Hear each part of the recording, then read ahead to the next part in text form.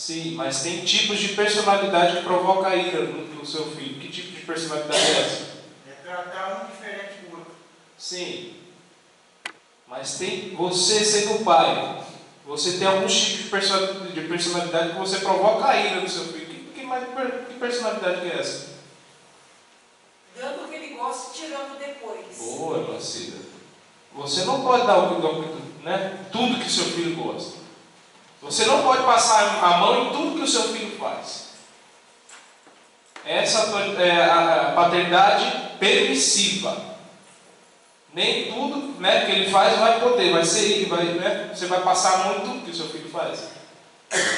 Nós vimos isso lá com Eli, certo? Com Eli e Samuel. Mas também tem outro tipo de paternidade que provoca aí no filho. Qual que é a outra?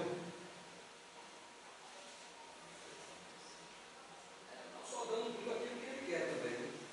Tá. Essa já está falando, permissivo. Qual que é a outra? Autoritária. Irmãos, traga caneta. Tem caneta ali se você quiser. Tem 2 canetas lá atrás sobrando. Depois, se for usar, pega lá. E deixa lá depois. Porque é super importante que a gente aprende aqui. A gente, por mais que eu fale para vocês, 1, 2 horas, vocês conseguem reter pouco. Se vocês escreverem o que é falado, vocês vão conseguir reter mais alguns por cento. Porque tudo que é falado aqui, no máximo, vai conseguir reter 30%. Amém? Então procurem escrever os pontos importantes que a gente fala para vocês aqui. Tá certo? Então a paternidade autoritária, que é aquilo que você não dá escolha para o seu filho. Você dá aqui o checkmate. E não sabe nem o que está se passando na mente dele. Não sabe nem quais são as vontades dele. Amém? Essa é a paternidade autoritária, a paternidade permissiva, que muitas vezes acaba aí estragando dentro da família. Amém? Vamos lá. O textual de hoje é a nossa aula número 9. Uma família nada perfeita. Nós vamos ver aí a família de Davi. E está lá em Gálatas, capítulo 6, versículo 7. E diz lá: não erreis. Então já sabe, não erreis. Por quê? Deus não se deixe escarnecer. Porque tudo que o homem semear, isso também colherá. Isso aqui é certo. Se você plantar batata, você vai colher o quê? Chuchu? Se você plantar o mal, então, por favor, plante coisas boas, para que você colha frutos bons. Não plante maldade, para que você não colha maldade mais tarde. Porque tudo que nós plantarmos aqui, nós vamos colher. E vamos ter que comer desse fruto. E se o fruto for amargo, você vai ficar com a boca meio amarga. Passa, pastor. Verdade prática. Tudo que os membros da família plantarem, colherão. Essa é uma lei universal de Deus, que pode ser contatada na própria natureza, como eu disse aqui para vocês. O agricultor vai lá e planta alface, ele vai colher o quê? Alface. Amém? Então que a gente procure vir colher, plantar coisas boas, para a gente colher coisas boas também. Vamos lá para a nossa leitura bíblica em classe? 2 Samuel, capítulo 3, do 2 até o 5 primeiro. 2 Samuel, capítulo 3. E a Davi nasceram filhos em Hebron, e foi seu primogênito Amon, e Amiam, e Jerelita, e seu segundo Quileabe, e Abigail, a mulher de Nabal, a Carmelita, e o terceiro Absalão, filho de Maaca, filho de Tamai, o rei de Jesur, e o quarto Adonias, filho de Agite, o quinto Cefatias, nome difícil, filho de Abital, e o sexto Iterão, filho de Eglá, também a mulher de Davi. Este nasceram a Davi em Hebron. Aí está aí, parte dos filhos. Mas não é só isso aí não. Tem mais? Tem mais. Pelo amor de Cristo. Tem mais. Não é só isso aí não, tem mais. Você vê, o banzé aí é grande. Vai lá, 2 Samuel capítulo 5, do 13 ao 15.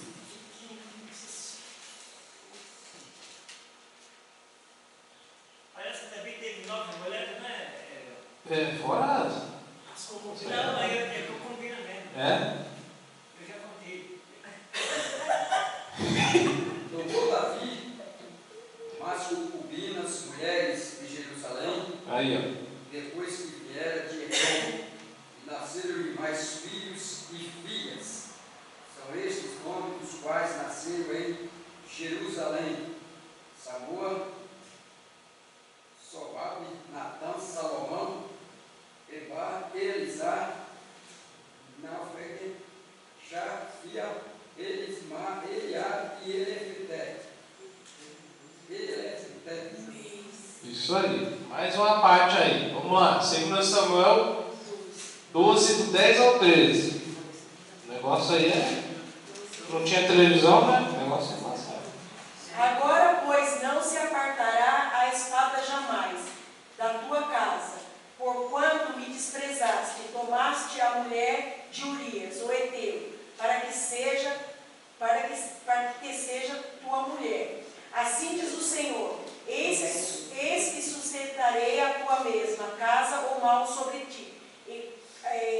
Eis que sustentarei a tua mesma casa o mal sobre ti. E tomarei duas mulheres perante os teus olhos, e darei ao teu próximo, o qual se deitará com as tuas mulheres perante este sol.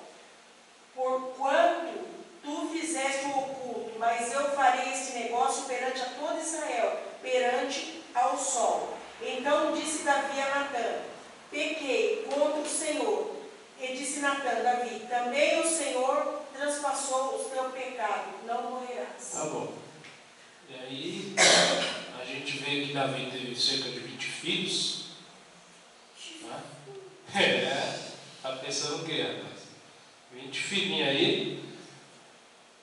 E a gente vê que o pecado que ele cometeu atingiu a família. Mas na Bíblia de mulher só fala de uma, que é Absalão estuprou. As demais... Então, mas ele teve bastante filha. Então, nós acabamos de ler aqui. Então, homens e mulheres. Cerca de 20. E os nomes aí você vê. Um mais bonito do que o outro. Um mais bonito do que o outro. Mas a questão é que como a gente planta, a gente colhe. Davi plantou e colheu. E o fruto foi amargo. E envolveu toda a sua família. Às vezes a gente, é bom aqui na igreja, faz bem aqui na igreja, mas aí dentro da nossa casa tem alguma coisa que a gente está em falta. E é isso que essa lição e todas essas lições que a gente vê nesse trimestre está nos ensinando. Se eu não tomar conta bem do meu lar primeiro, é em vão aqui. Você vai tomar conta da igreja, conserte primeiro a sua casa. É isso aí, é em vão aqui. Antes de falar de Davi, eu queria fazer uma pergunta que me traz na memória uma contradição, sabe? Que sempre se fala aqui na igreja, o pastor me sempre está falando. Que Davi dançou, está escrito no Samuel, que ele bailava diante da arca e cometeu o adultério. O que tem a ver aquela alegria dele com o adultério? Miriam dançou também e pecaste. O que tem a ver uma coisa com a outra? Você pode me responder isso? Precisava, o pastor está aqui para responder. Aí é o seguinte, aí eu uso esses dois textos para esse pessoal que fica pulando e rodando e achando que isso tem a ver com Deus, e não tem nada a ver com Deus. Se tivesse, Davi não teria adulterado e Miriam não teria sido levantado contra o próprio irmão. Esse é o texto que eu uso esses dois textos. Esse negócio de pular rua leva a gente a lugar nenhum. Não. Então é nesse tipo que eu uso o texto. Para esses aí que fica pulando e tal, a gente acha que o nível de espiritualidade está lá em cima, não é isso? Mas essa pessoa aí é o mesmo comedor de arroz e feijão que está disposto a errar e a cair também. Amém? Bom, então vamos lá. Introdução. A despeito de ter sido um grande rei, líder em Israel, e isso é inquestionável.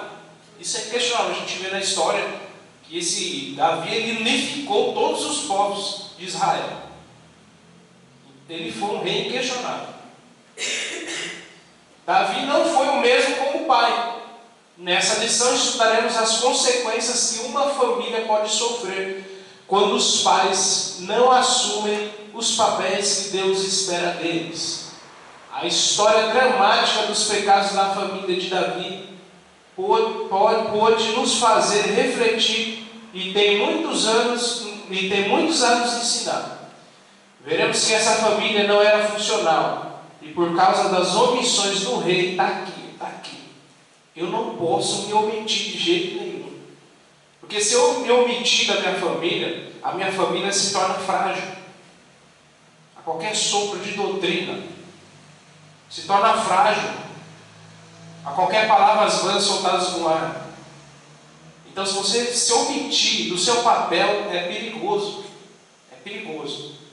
Porque dentro a sua família ela está te vendo. E se você não estiver lá, ela vai ver quem? Quem que ela vai ver? Você não pode se omitir, não se omita, não se esconda do seu chamado, lá no meio da sua família. Presenciou episódios de incesto, né? Irmão com a irmã, rebelião, o seu próprio filho se rebelou contra ele, e morte. Acabaram 2 filhos, um matou o outro, e depois o outro foi morto pelo exército de Davi, porque se rebelou contra o próprio pai. Olha a tragédia. Começou lá com ele mesmo, né? Em vez dele sair para a guerra, não, ficou lá, dando vazão. Quando ele viu espiou pela janela, meu Deus, aí já foi-se. Aí a carne gritou dentro. Não fique dando sopa para o azar, não. Se você tiver a oportunidade de ir para a igreja, venha para a igreja. Se tiver a oportunidade de estar fazendo algo para Jesus, vá. Porque Satanás está aí, ele não está brincando de ser Satanás. Ele é astuto, ele é sagaz. Amém? Você viu uma brechinha, ele entra. E tudo isso aí, o que desencadeou foi a natureza de Davi em possuir que era mulher casada, né? Isso aí. Porque ela era casada, os velhos Isso aí. falaram, mas é casada. É casado. E ele planejou a morte do camarada. Sim, um abismo puxando o outro. Isso aí, para você ver como que é. É um bichinho de estimação. O pecado é um bichinho de estimação. Sabe aquele bolo lá, que você vai dando alimento no celularzinho? Vai dando alimento, vai ficando gordinho, bonitinho, daqui a pouco vira um dragão. Aí já te abraça e já é. E depois que o homem está enlaçado, ele não tem saída, né? Não, é um abraço de urso. É um abraço de urso. Você já viu esse ditado, abraço de urso? Porque o urso tem umas patas, tem umas garras tão grandes que quando ele abraça a presa dele já é, não solta mais. Dali é para a morte. Esse é o pecado. Difícil, O né? pecado é assim, né? Quanto Difícil. mais você está no pecado, mais você está em Mas está abraçado. E uma coisa vai puxando a outra, quando você vai ver, você está num banzé danado. A tentação pode ser todo dia, mas orar para não cair A nela. tentação é toda hora, todo momento. E orar para não cair. E se cair, não sai. Diga dele. Se eu tivesse tirado o olho daquela mulher, ele não tinha desencadeado. Não, se ele tivesse ido para a guerra, rapaz, ele estava de boa. Ou então se ele tivesse Espírito Santo ali, né, no momento dele, aí deixou uma brechinha, aí pum, Satanás o pé agora. Aí fez o que fez. Amém? Então é difícil, mas vamos tampar nossas brechas, porque Satanás só está querendo uma brechinha. Bom, vamos lá para a nossa lição número 1. O rei Davi e sua grande família. Primeiro ponto, Davi ungido por Deus. Deus levou Samuel à casa de Jessé, o belemita, que era o pai de Davi, pois ali havia separado o novo ungido de Deus. Vai lá, 1 Samuel 16:13. Então disse o Senhor a Samuel: até quando terá dó de Saul, havendo eu rejeitado para que não reine sobre Israel? Enche o teu vaso de azeite e vem. Enviarei-te-ei a Jessé, o belemita, porque dentre os seus filhos me tenho provido de um rei. 16:1. 16:1. Vai lá. 16:1. Sim, você deu? Então essa aí é. 16 é. Depois, e o 13 você já leu também? Não. Então depois, daqui a pouco você lê. Porque a gente vê aí que Deus estava querendo um rei, porque Saul, o que Saul fez? Saul fazia questão da presença de Deus? No começo até que foi mais ou menos. Depois debandou-se. Não fez questão da presença de Deus. E outra, aquele rei era a vontade de Deus? Não. Era a vontade de quem? Dos israelitas. Do povo. Aí Deus juntou toda essa somatória e falou: opa, já foi, Saul não quero mais. Eu nunca nem quis. Mas agora, Samuel, eu quero um rei segundo meu coração. Vai lá. Samuel 16:13. Então Samuel tomou o vaso de azeite e ungiu no meio de seus irmãos. E desde aquele dia em diante o Espírito Santo do Senhor se apoderou de Davi. Então Samuel se levantou e tornou a Ramá. E é inquestionável que o Espírito, né, se apoderou de Davi. Que logo depois que ele é ungido ali, não ungido perante todo Israel, mas ali dentro da sua casa, vem o leão, vem o urso, ele destroça os dois, e ainda vê o gigante, e ele consegue matar o gigante. Isso é sobre-humano. Uma das características de Davi era segundo o coração de Deus, porque ele não deixou subir isso para a cabeça, diferentemente de Sansão. Ele fez tudo o que fez, porque Deus estava junto com ele. Porque o Espírito é quem deu a força e a estratégia que ele precisava. Antes dele ser ungido rei, onde é que ele estava? Pastoreando. Vários irmãos bonitão lá, de guerra. E ele estava na onde? Pastoreando as Isso ovelhas. aí. Como é que a gente chama a atenção de Deus? Pelo jeito que eu estou vendo aqui na palavra, a atitude dele de ser um homem de qualidade, sabe? Porque antes da unção do Espírito, a poder dele, ele não tinha sido ungido, mas ele tinha qualidade excelente, de bravura, parece. Sim, mas eu quero deixar aqui como é que a gente chama a atenção de Deus.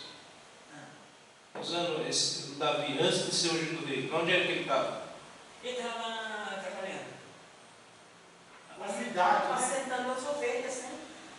A gente chama a atenção de Deus fazendo o querer e a vontade de Deus. É assim que a gente chama a atenção de Deus. No centro da vontade de Deus. Eu não preciso colocar uma melancia na minha cabeça. Eu não preciso lá, né, abrir um banner bem grande. Oh, eu estou aqui, não. Eu só preciso fazer o que Deus mandou eu fazer. Só isso. É assim que eu chamo a atenção dele. Porque Davi estava lá, pastoreando ovelhas. Mas Samuel não estava vendo. Mas Deus estava vendo. Você mesmo se pergunta, uma pobre pecadora do lamaçal, ele me tirou. Aí, tá Por que vendo? eu fui lá no meu passado? Tá O vendo? que eu fiz no meu passado? E hoje eu estou aqui. Hoje eu tenho essa rica oportunidade de estar servindo Ele.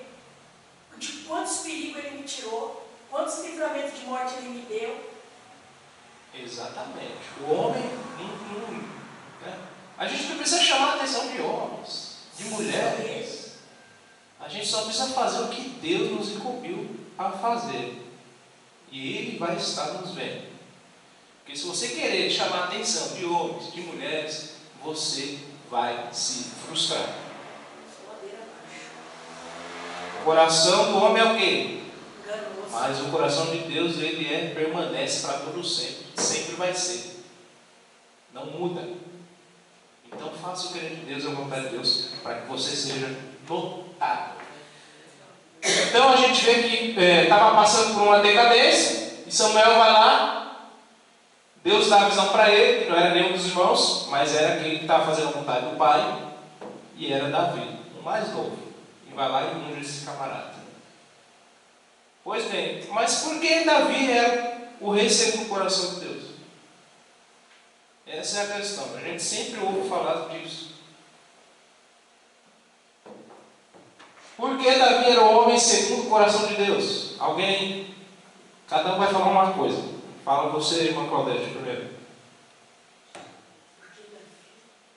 Era segundo o coração de Deus. Eu acho que Deus viu graça nele, né? Porque Deus viu graça nele. Joana? Eu acho que era pela humildade dele. Pela humildade. Já tem uma. Apacentador de ovelhas. Pela coragem também. Coragem, perigo. Acredito eu que Deus, ele pensava como Deus pensava. Porque segundo o coração de Deus, ele pensava como Davi, como Deus pensava. Giovana. Segundo o coração. Eu percebi porque Davi era um homem segundo o coração de Deus. Ele estava dentro do centro de toda a vontade de Deus. Mauro. Porque Deus é maravilhoso, né? Deus é o coração de Deus. Vamos ver agora. Olha só, um dos salmos dele. O Senhor é o quê? Meu pastor, E nada. me faltará. Está aqui um dos motivos. Ele entendia que o Senhor era um Deus provedor na vida dele. Um dos motivos era esse. A provisão que ele precisava vinha de uma pessoa só. A pessoa de Deus. Mais um dos salmos. Segundo Samuel 6,5. Aliás, Davi e todos os israelitas iam cantando e dançando perante o Senhor, ao som de todo tipo de instrumentos, de pinho, harpas, liras, tamborins, chocalhos e címbalos. Ou seja, ele se alegrou, né, quando trouxe a arca, a presença de volta. Ele sempre quis, só não sabia como fazer. E quando ele fez, ele foi um verdadeiro adorador. Mais um. Isso aqui está lá em 1 Crônicas 14:10. Davi perguntou a Deus. Perguntou a Deus. Davi não fez o que ele queria de primeira. Ele vai lá e pergunta para Deus: devo atacar os filisteus? Tu os entregarás nas minhas mãos? Aí o Senhor vai lá e respondeu: vá, e eu os entregarei nas suas mãos. Davi sempre ouvia a voz de Deus. Mais um dos motivos que ele era o rei segundo o coração de Deus. Ele não fazia o que ele queria sempre. Primeiro ele perguntava, daí vinha a resposta e ele fazia o que Deus mandava. Então, se o homem consultar sempre a Deus, ele tem êxito, né? Com certeza. Porque Deus dá Com certeza. Se a gente for por aqui, a gente tem êxito. Aqui, ó, Bíblia. A gente tem êxito. O problema é que nosso coração é coisa só Deus entende. Sempre que o Espírito mandado por Deus se apoderava de Saul, Davi apoiava sua harpa e tocava. Então Saul sentia alívio e melhorava, e o espírito maligno o deixava. Davi usava as suas habilidades para Deus. Né? Sempre Saul ficava perturbado ali, opa, eu já sei o que eu devo fazer. Tocar a harpinha aqui, Saul vai se recuperar.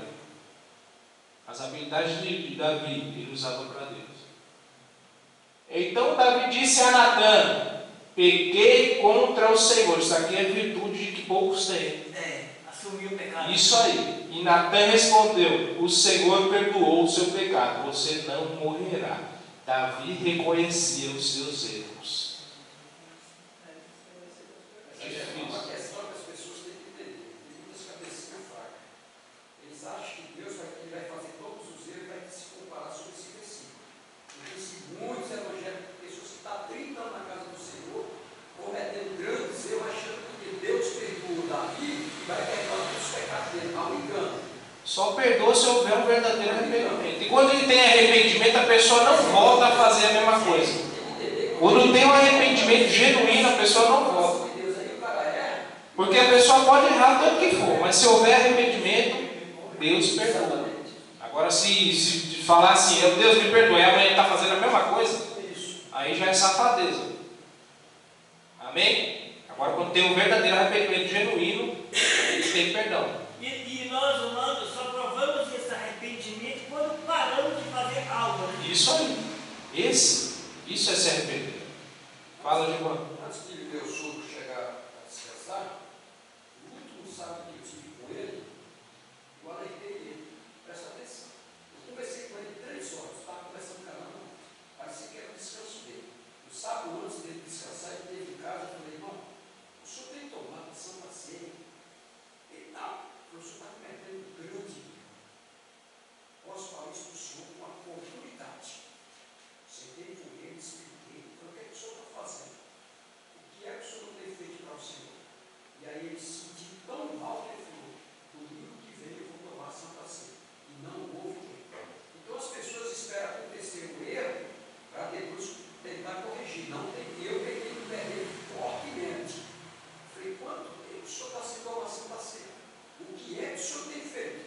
Desculpa falar, o senhor sobe lá da estação, fica na vida do blá blá blá com todo mundo, e se esquece que a casa do Senhor toma Santa Ceia. Então tem gente que tem medo, tem que ter autoridade para falar. E eu falei com ele, chamei a atenção dele, e no outro sábado ele não teve mais tempo de tomar Santa Ceia. Mas aí já houve um arrependimento, né? Na mente dele, opa, eu preciso ir urgentemente. Então é isso aí, uma das características é essa, que está faltando para nós. Você reconhecer os seus erros. E Davi reconhecia. Davi, segundo ponto da lição aí, o homem de Deus, o Espírito do Senhor operou poderosamente na vida de Davi. Não havia dúvida de que Deus o capacitara para desempenhar a importante missão da monarquia de Israel. Foi o que eu falei, reunificar a nação. Ao longo dos capítulos de 2 Samuel, constatamos que o rei Davi foi bem sucedido em seu propósito. Paulatinamente, as tribos foram reconhecendo a sua autoridade real. Isso aqui está lá em 2 Samuel, capítulo 5, abre lá, do 1 até o 3.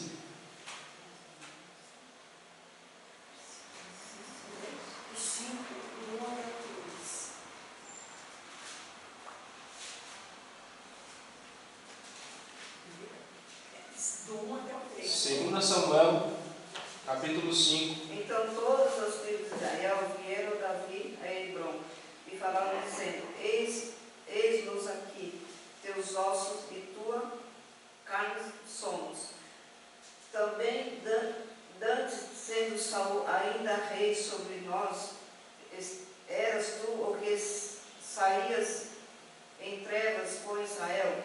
E também o Senhor te disse, tu apacentarás o meu povo de Israel, e tu serás chefe sobre Israel. Assim, pois, todos os anciões de Israel vieram ao rei, a Hebrom e ao rei Davi. Fez com eles aliança em Hebrom perante o Senhor, e ungiu a Davi, rei sobre Israel. Você vê como que é? Todas as tribos aí, fala. Todas as tribos, está unificando. Mas antes dele ser rei, posto no trono oficial, mas já tinham chamado na vida dele, já era ungido por Deus, as pessoas, as nações já viam nele que ele era uma pessoa diferenciada, que ele era um rei, que ele seguiria esse reinado. Não tem jeito, meus irmãos. Não tem jeito da gente sair correndo por aí. Se a gente tem um chamado, as pessoas vão até criticar, umas vão criticar, outras vão em contra e tal, mas tudo pode acontecer, pode virar do avesso, mas se é de Deus, vai acontecer, não tem jeito. O próprio filho tentou tomar o reinado, não foi. Saul tentou matar ele, não matou. Porque tinha que acontecer. E quando a palavra de Deus, Deus é imutável. Se ele lançou a palavra, vai acontecer, não tem jeito. Mas também ele teve a oportunidade de matar Saul e ele também não matou. Ele também não feriu aquilo que Deus... Ele também não feriu aquele que Deus ungiu. Isso aí. É um homem segundo o coração de Deus. Mas comedor de arroz e feijão igual a gente. Amém? Então quando é para acontecer, não tem jeito. E outra, as testemunhas também viram um rei nele. As testemunhas viram um rei nele. Quem eram as testemunhas? O povo. O povo via que ele saía na batalha, ia na linha de frente, fazia e acontecia. Amém? Por isso que eu falo, não faça coisas por homens, faça coisas por Deus. Teve uma certa pessoa que disse assim, quando o Luiz ganhou pela segunda vez, mas o povo votou nele, como que o povo estava errado. Eu falei, mas aí é uma coisa que você tem que questionar com Deus. É isso aí. Não, porque né, se o povo votou nele, porque viu alguma coisa. Deus É mostrou porque é para ser ele mesmo, não tem jeito. né? Se não fosse para não ser, não era. É, exatamente. Amém? É, a pessoa falou assim, não, mas o povo votou. Eu falei, mas se o povo votou, porque Deus falou alguma coisa com o povo, tocou no povo. Né? O povo viu alguma coisa. Quis dizer que o povo é burro. Não, o povo é burro. O povo é burro nada, o povo está aí, é testemunha. Está vendo tudo. Está vendo tudo, não tem jeito. E quando passa pelas testemunha prova, Deus também vai lá e vem. Não adianta. Então assim Davi unificou a monarquia e foi vitorioso em tudo que o Senhor era com ele para realizar. Terceiro ponto da lição, a grande família de Davi. Aí, ó, a grande família. Entretanto, a despeito de o rei Davi ser ungido por Deus e o homem segundo o seu coração, ele entendeu que podia ter várias esposas e concubinas. Tá bom, beleza. Quer ter? Tenha. Mas vai segurar o rojão. Mas foi o entendimento dele, porque Natan chamou a atenção dele, né? Chamou a atenção dele porque por ter cometido o erro, o pecado, né? E ele teria que assumir as consequências. Mas não pelas mulheres. Não, porque naquele tempo Pelo pecado, né? foi sim, porque pelo tempo podia ter. Mas tinha que segurar o rojão. E ele não segurou o rojão. Né? Hoje, com 2, 1 filho, já, o negócio já é feio. Imagine como uma cidade dentro da sua casa. As mulheres tudo querendo se morder. É coisa. Ainda bem que foi. Né? No tempo de Davi. Vamos lá, 1 Samuel 18, 27.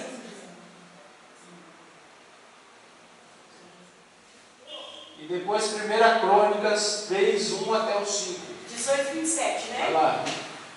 1 Samuel 18, 27. Então Davi se levantou e partiu, ele com seus homens, e feriram dentre os filisteus 200 homens. E Davi trouxe os seus próprios prepúcios e entregou todos ao rei, para que fosse genro do rei. Então Saul deu por mulher a sua filha. Tá aí, a primeira esposa dele. A filha de Saul. Acho que é Mical, né? É Mical. É isso aí.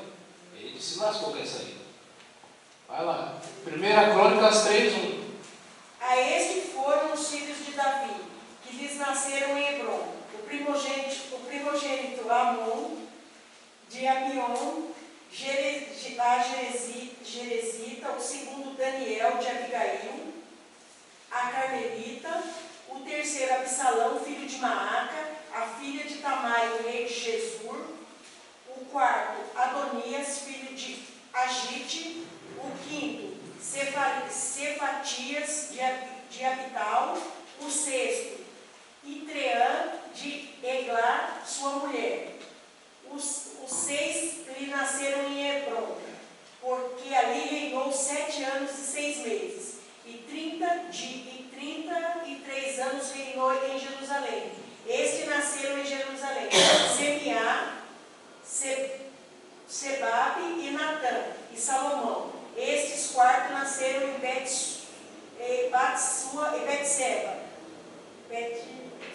Betsua, filha de Amiael. Agora o 9. Todos esses foram os filhos de Davi, afora os filhos das concubinas, Tamar, irmã deles. Olha só. Todos esses foram os filhos de Davi. 1 Crônicas 14, 3. 3, né? 14, 3. E Davi tomou ainda mais mulheres. Olha só, não estava satisfeito. Só com isso aí ainda não. Está. Vai lá. Tomou mais mulheres em Jerusalém. E gerou Davi ainda mais filhos e filhas. Olha só, então tá bom. Quer ter família grande? Tem. Mas será que vai ter a capacidade de ser um congestor dentro da sua casa? Vai lá. Segundo meu pai, teve mais de 50 filhos. Eita, rapaz! Lá em casa foi 14. A outra família foi mais uns 8. Da outra terceira foi mais uns 9. O meu pai teve mais de 50 filhos também. Rapaz! Tem muita história para corrigir isso, porque ele saiu da Grécia. Meu pai saiu da Grécia. Nós somos descendentes gregos. E a família dele toda calcula que meu pai teve mais de 80 filhos. É comentado as coisas. Eita! Então pode entrar pro Guinness. Segundo eu conversei o seguinte com o Jeff de Macedo, meu pai teve mais de 20 mulheres, tranquilo. Olha. Eles eram uma herança muito rica, muito generosa. Então, naquele tempo, não era que convivia com a mulher. Fazia um filho ali, outro lá, e queria, mas porque eu mandava o dinheiro e continua até hoje. Quem manda o dinheiro? Na terra, É complicado, é complicado. Naturalmente, com todos esses casamentos, Davi teve mais de 20 filhos. Ao ter tantos filhos e filhas, acabou caindo na displicência com eles. Ou seja, ele não conseguiu dar atenção. Ele já tinha um reinado, já tinha Israel, já tinha o povo. E ele tinha mais de metade do povo dentro da casa dele. Ah, rapaz. Ele priorizou apenas os assuntos do reinado de Israel como principal atividade. É aqui que a gente fala, é aqui. É aqui que a gente fala.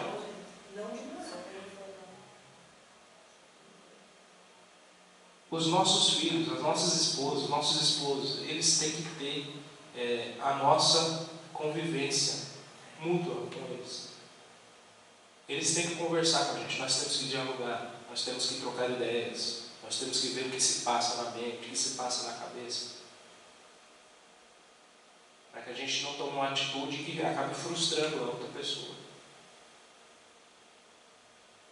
Como você vai dar um conselho se você não sabe o que está se passando? Mas quando o filho não se abre com o pai e com a mãe? É porque ele tem um problema, e foi na criação. Foi quando começou a crescer ali, que era para você estar junto. Não, conversar um pouquinho, vamos, tá. Aí deixou o tempo passar, virou marmanjo velho, já era. Mas aí falta de ânimo, entra no casal também. Sim, é o que eu estou falando. Os filhos têm que ver no casal a união. Isso aí. A união. Para poder passar para ele, para eles poderem ver. Quer dizer, os pais são exemplo. Porque os pais falaram, eles vão seguir. Isso aí. Eles vão acatar, porque estão vendo que os pais são pessoas que realmente servem a Deus. Por isso que a igreja nasce, acabou a igreja, por quê? Por causa que as famílias acabou. Não tem mais diálogo entre os familiares. Agora cada dia pior, por causa da rede social, né? Isso aí. Mas isso é bíblico. O amor de muitos se esfriaria, mas de muitos, não é de todos. Nós estamos aqui. Nós ainda somos uma família saudável. Nós ainda somos uma família saudável. E até hoje, as famílias, onde o pai e a mãe não estão juntos, como Davi, ele não podia dar atenção para o filho, como você falou aí, porque ele não tinha o pai em casa. Então, é isso. Elas eram mãe solteira, né? É isso aí. Sem pai, né? Não tinha união do pai junto. É isso aí. E até hoje é assim. As famílias são assim também. Os filhos ficam desnorteados. Dentro das igrejas estão assim também. Por que você acha que na cadeia tem um monte de filho de cristão? Na cadeia tem um monte de... 90%, 80% é certo. Porque os pais deram prioridade para outras coisas. É claro que o filho tem um livre-arbítrio. Mas se a gente fizesse nosso papel bem feito, estaria menor o que está acontecendo hoje. Mas muitas vezes também, por mais que você faça, que nem eu costumo dizer, hoje você não sabe como criar um filho. Lar de pais, mãe que são, que é provedora do lar. O pai está fora. Aí o filho vai se espelhando no filho, a filha se espelhando na mãe. Está muito difícil. Não, porque está faltando pessoas aqui hoje, agora. E faltou antes. Está difícil. O pai enriquecia a família. Faltou antes, aqui era para estar todo mundo aqui. Faltou. Faltou isso aqui que nós estamos aprendendo hoje. E esse mal vai desencadeando pela vida também. E está aí, está na bola de neve, e vai embora. Porque as pessoas estão priorizando outras coisas, não a palavra de Deus.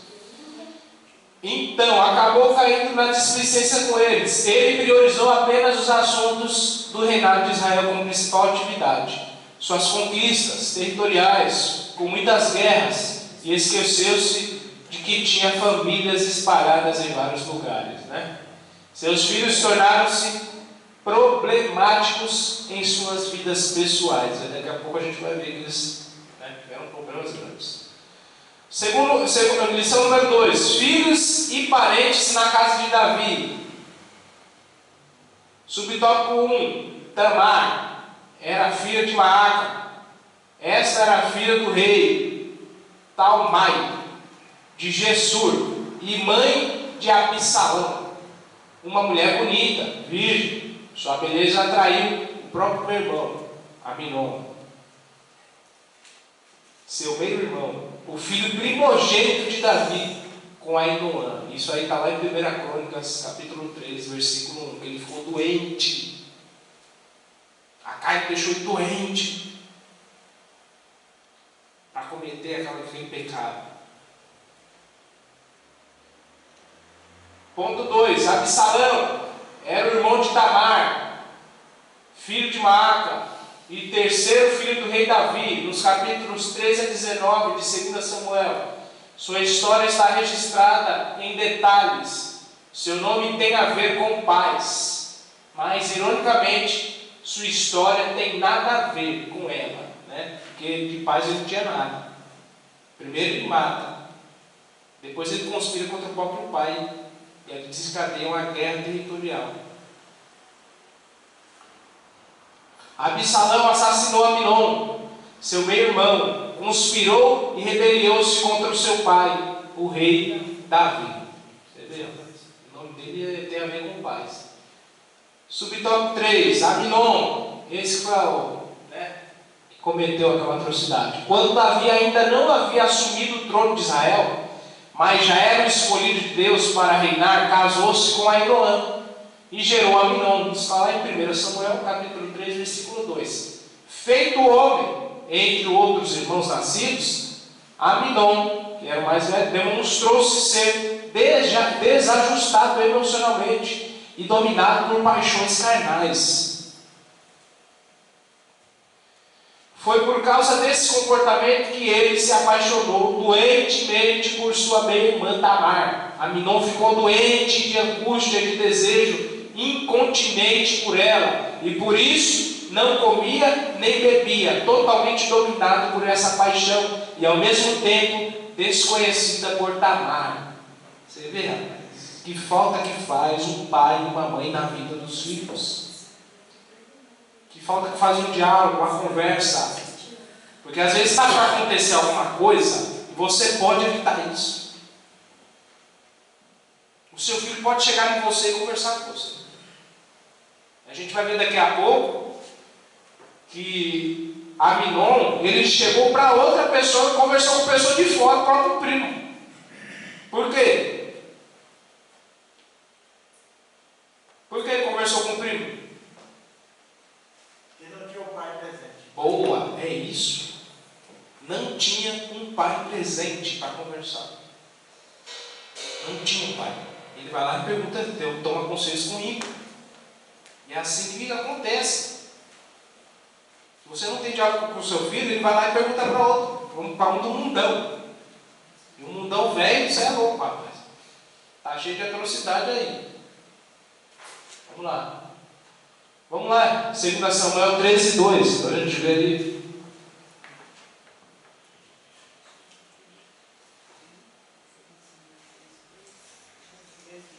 Isso, 2 Samuel 13, 2. Então Saul escolheu para si 3. Segunda Samuel. E angustiou-se Amon até adoecer por Tamar, sua irmã, porque era virgem e parecia aos olhos de Amon dificultoso fazer coisa alguma. Então, olha aí. Daqui a pouco a gente vai ver que ele vai tomar conselho com outra, né? Com ímpios. Quarto subtópico aí. Jonadab, um conselheiro do mal, olha aí. Jonadab era primo de Aminon e filho de Simeia. irmão de Davi. Segundo o que a Bíblia registra, era homem sagaz e de maus pensamentos em seu coração. Olha só, quem aí vai dar conselho para o seu filho, se você não estiver presente na vida dele. Vamos lá, em 2 Samuel 13:3. Vai lá, você, a irmã Cida está perto dele. Tinha, porém, Amon um amigo cujo nome era Jonadab, filho de Simeia, irmão de Davi. E era Jonadab um homem muito sagaz. Muito sagaz, só tinha atrocidade dentro do seu coração. Ele era mau de natureza, né? Ele era podre.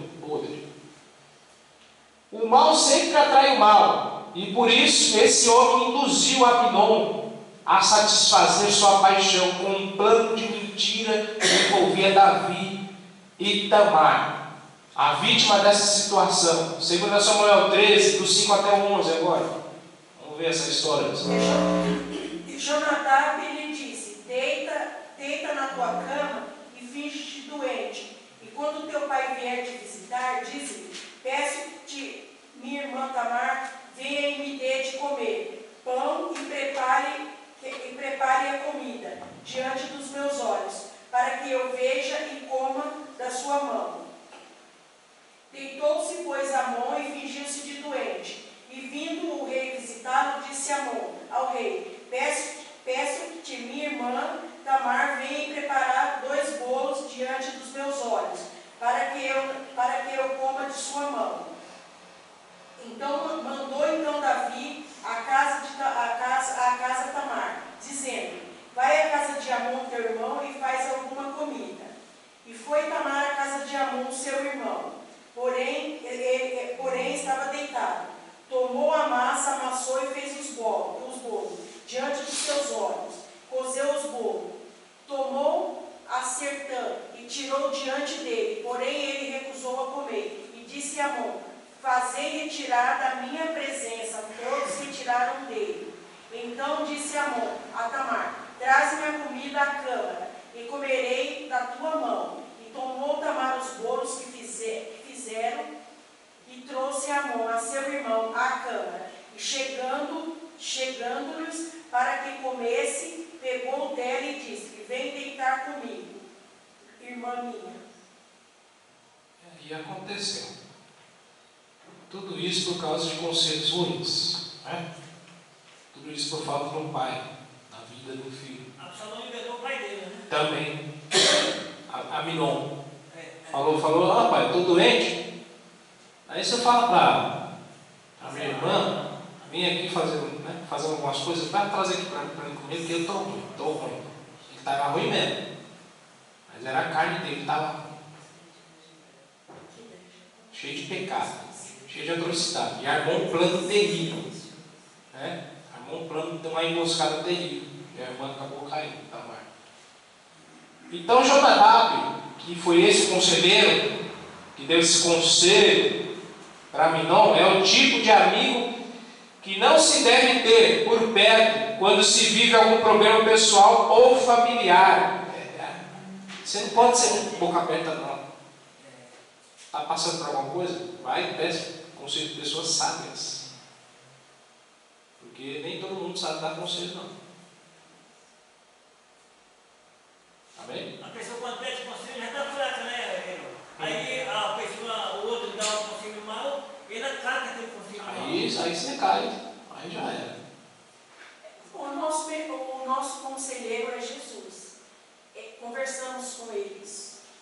A Bíblia também nos dá conselho, mas uma autoridade espiritual também é boa. Nós temos o nosso pastor. Então, mas a gente também tem que desabafar também. Mas desabafa, entra no teu quarto, fecha a tua porta e aí você conversa, aí você desabafa. Porque em público ele vai te recompensar. Essa é a palavra. Mas a nossa autoridade aqui na terra, nós como servo, é o nosso pastor. Sim, isso aí que eu acabei de dizer. Nós temos a nossa autoridade de pastor. Fecha a porta do seu quarto, aí vem o primeiro erro. Eles falam com todo mundo na rua, depois que está alastrado o problema, Aí traz, é isso mesmo. Aí o pastor. Depois que o chicote está estralando, aqui chega. Aí coitado do pastor. O pastor é sempre o último a saber, né? Mas não, tem que ser o primeiro. É isso aí. É igual mulher e esposo traído, né? Sempre é o último a saber. Mas não, tem que ser o primeiro. Tem que ser o primeiro. Mas, sim, irmão, sempre o pastor tem que estar sabendo das coisas. Ele é a nossa autoridade, ele é o anjo da igreja aqui. E ele vai ter a capacidade para poder te dar um conselho. Assim como eu sempre vou lá, eu sempre estou lá com ele. Sempre estou perguntando alguma coisinha, sempre estou falando, pastor, é assim, é assado. E sempre Deus está iluminando a mente dele e iluminando o meu caminho também. Porque eu tenho uma autoridade aqui, é o pastor. Então, nós temos para quem se expressar, primeiramente Deus, e depois para nosso líder espiritual, o líder da igreja. Bom, terceiro, o problema moral na família de Davi. Subtópico 1, as consequências da sua falta de domínio próprio. Vai lá, 2 Samuel 11, do 1 até o 18. Olha.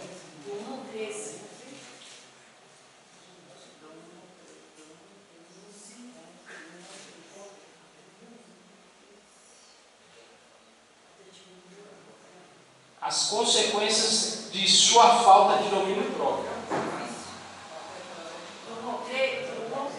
Vai lá. E aconteceu, tendo decorrido um ano, no tempo em que os reis saíram, enviou Davi a Joabe e a seus servos com ele, todo Israel, para que destruísse os filhos de Amon e cercassem a Rabá. Porém, Davi ficou em Jerusalém. E aconteceu, à hora da tarde, que Davi levantou do seu leito, andava passeando pelo terraço da casa real e viu do terraço uma mulher que estava lavando, e era esta mulher muito formosa à vista.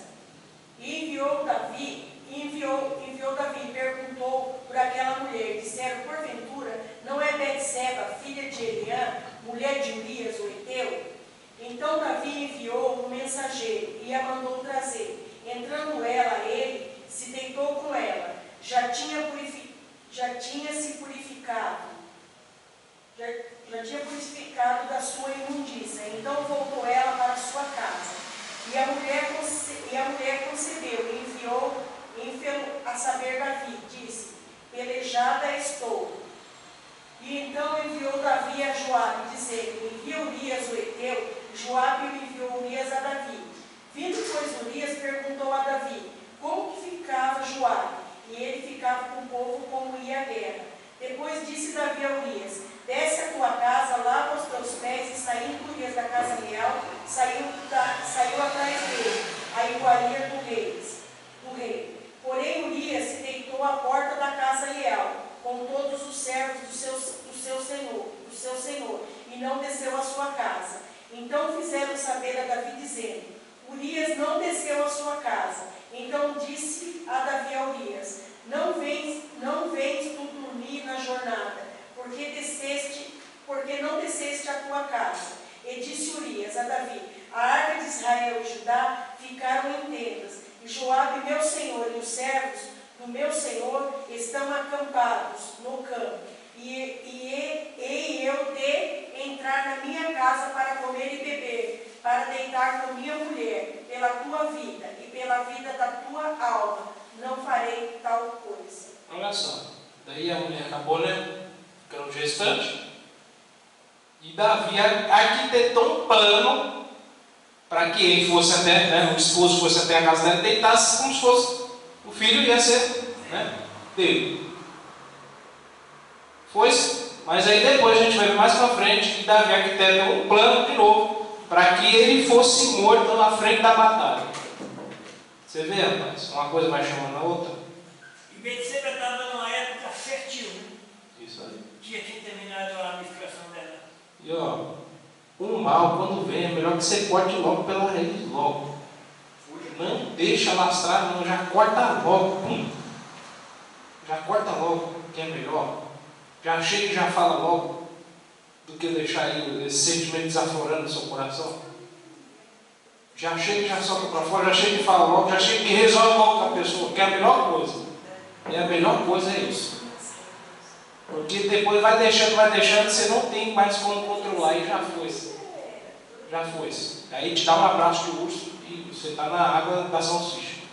No 18? Até o 18 a gente vai ver que ele arquiteta um plano e o Urias acaba morrendo. As consequências inevitáveis disso na família do rei foi o ódio alimentado por Absalão até matar o seu irmão Aminon, 2 Samuel 16, 21 e 22. Então depois disso aí já desencadeia aí uma sessão aí de pecados dentro da família. Uma sequência de erros. Isso aí. 16. E disse a Aitofel e a Absalão: entra as suas concubinas de teu pai, que deixou para guardar a casa, e assim todo Israel ouvirá que ele fizesse aborrecido para com teu pai, e se fortalecerão as mãos de todos os que estão contigo. Estendendo, pois, para Absalão uma tenda no terraço, entrou Absalão e as concubinas de seu pai, perante os olhos de todo Israel. Olha só, a profecia do Natan lá atrás. Você fez escondido, rapaz, mas você vai ver que eu vou mostrar para todo mundo aí o que é que vai acontecer. E nesse capítulo aqui, nesse versículo, Aitofel era conselheiro de Davi. E ele aconselha Absalão a fazer totalmente o oposto do que ele É porque Absalão se tomou, já estava contra o rei. Já estava contra o rei, aí fez a mente das pessoas e as pessoas acabou caindo. Mas ali tinha um povo aí que estava do lado de Davi. Porque quando Davi sai de Jerusalém, sai um povo junto com ele. É um povinho fiel, forte. Davi fugiu de Absalão para não guerrear contra Isso, para não matar o próprio filho. Mas não teve jeito não. Teve jeito não. Os pessoal dele foi lá e matou o próprio filho dele. Depois ele chorou lá, meu filho, Absalão. Mas tá aí com as concubinas dele aí. Todo mundo viu. 2. Subtópico 2. Incesto e morte na família. 2 Samuel 13, 11, 12, 14 e 15. Vai lá. 13, 11, 12, 14 e 15.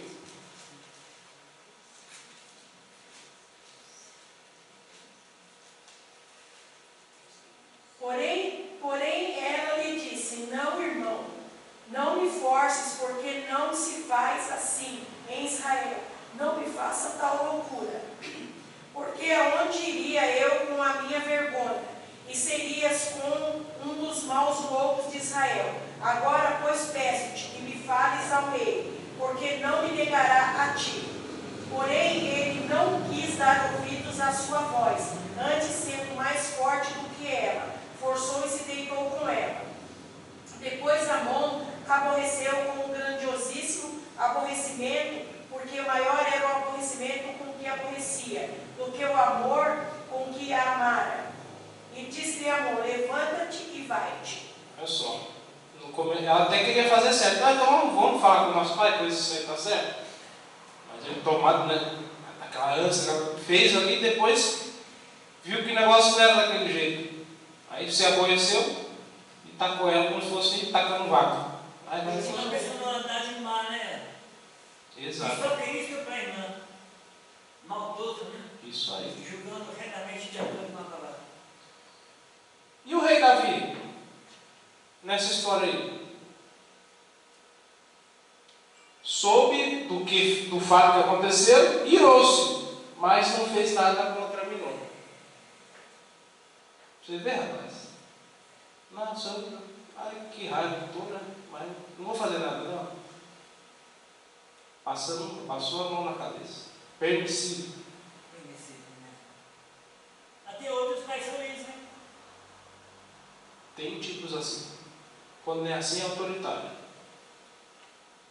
E a gente tem que ter o quê? Temperança. Boa. Isso aí, exato. Se for para agir com justiça, nós vamos agir. Saber conversar. Se for para conversar, nós vamos conversar. Eu sou só crente, né? Confiança. Isso aí. Se for para dar correção, nós vamos dar correção. mas tudo com temperança. Deus já passa a mão, aí complica mais ainda. Ai, meu filho, minha filha. Foi isso que aconteceu. Aí passou a mão, tá bom, não vai resolver, não teve. Aí os próprios fatos aí que aconteceram foram resolvidos por conta própria. Aí é complicado. É guerra entre família. Aí é complicado. Segundo Samuel 13, 27 a 29.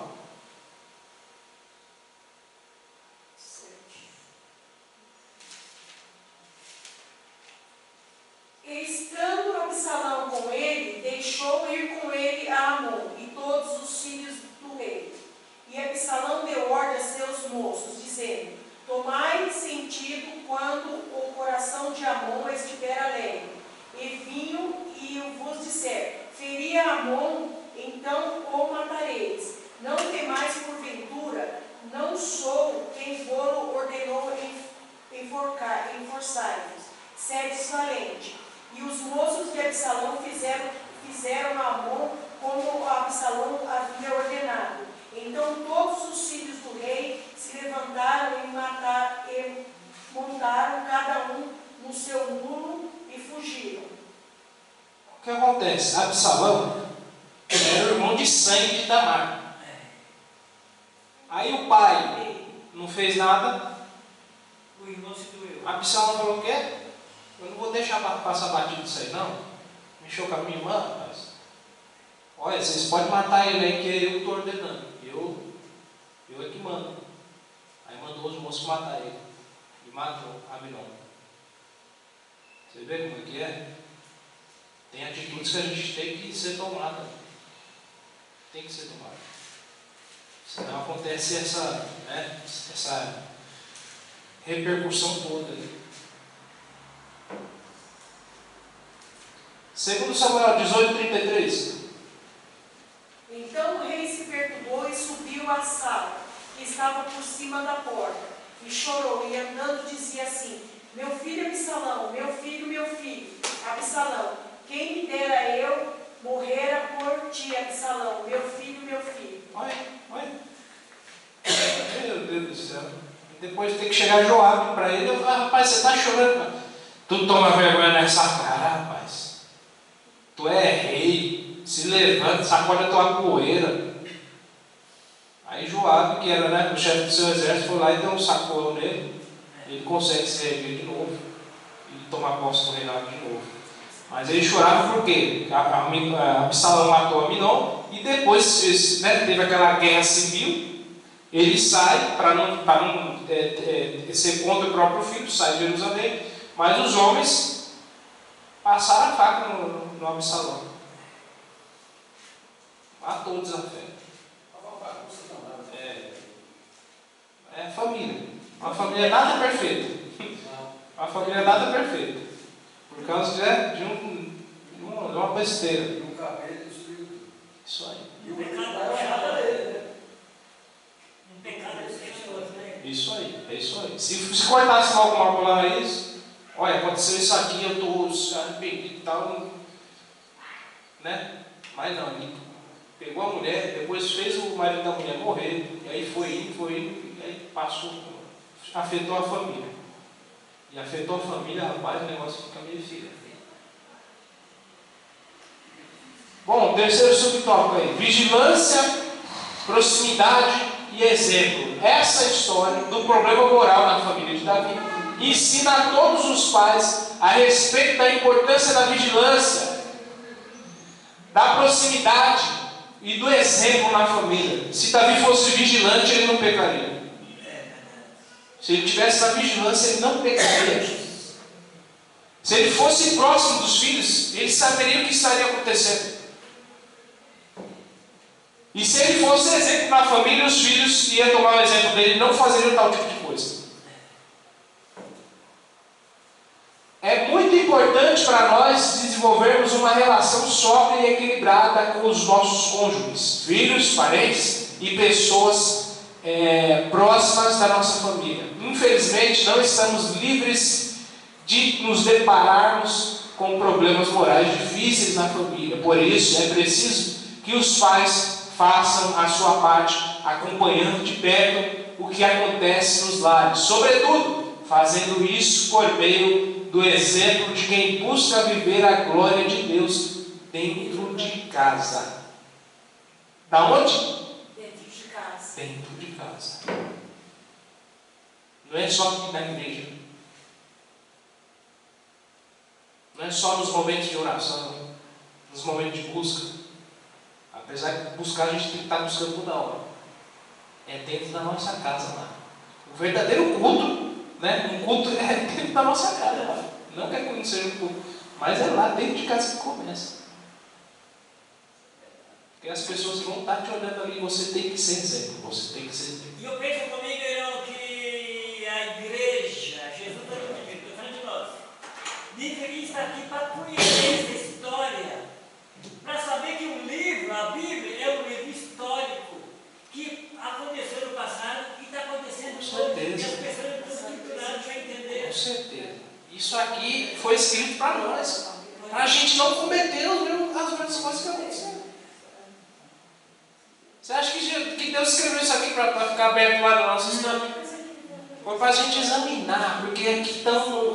A vida eterna está aqui, está aqui. E como a gente vai herdar uma coisa que a gente não conhece, pelo amor de Deus?